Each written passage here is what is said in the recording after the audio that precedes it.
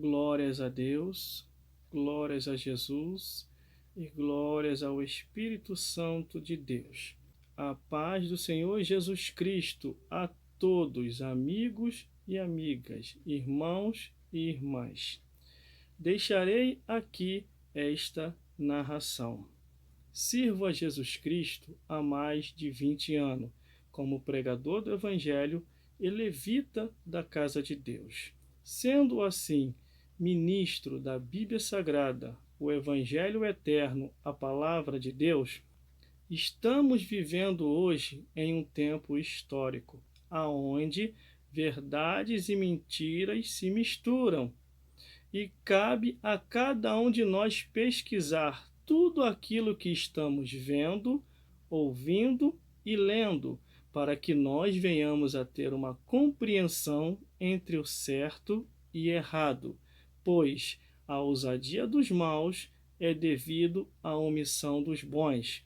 Essas palavras são verdadeiras e urgentes nessas declarações, pois pelo menos em 50 países do mundo, mais de 360 milhões de cristãos são perseguidos, presos e mortos atualmente.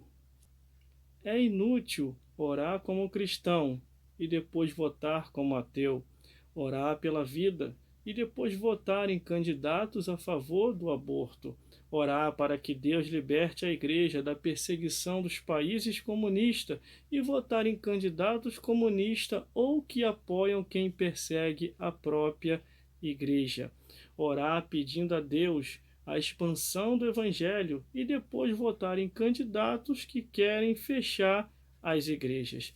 Que sentido tem orar pela família e depois votar em candidatos que querem defender ideologia que destrói as famílias?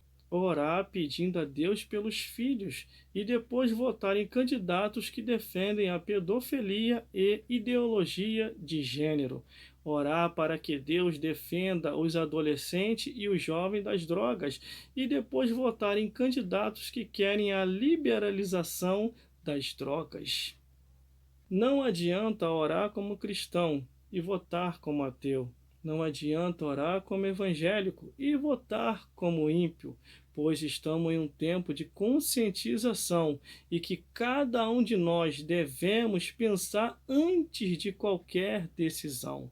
E que Deus abençoe o Brasil e que o nome de Jesus Cristo seja exaltado nessa nação, em nome do Pai, do Filho e do Consolador, que é o Espírito Santo de Deus, que ele esteja entre nós, hoje, sempre e eternamente. Amém.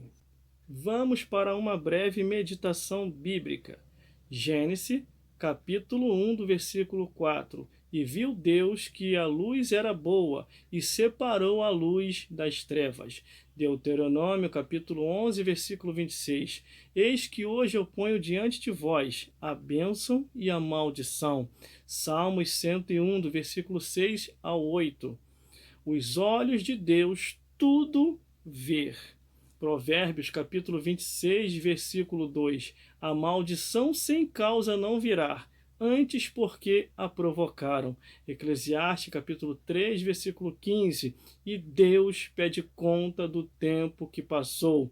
Josué, capítulo 24, versículo 15. Escolhei hoje a quem servir, aos deuses ou ao Senhor. 1 Reis, capítulo 18, versículo 21. Até quando cocheareis entre dois pensamentos? Se Deus é o vosso Deus, segui-o. Se Baal é o vosso Deus, servi-o. Malaquias, capítulo 3, versículo 18. E então vereis a diferença entre o justo e o ímpio, entre o que serve a Deus e o que não serve. Mateus, capítulo 6, versículo 24. Ninguém pode servir a dois senhores. Como diz as Escrituras, a palavra de Deus, o Evangelho eterno, a Bíblia Sagrada, no livro de Mateus, capítulo 6, versículo 24, ninguém pode servir a dois senhores, porque ou há de odiar a um e amar o outro, ou se dedicará a um e servirá o outro. Não podereis servir a Deus ou ao diabo.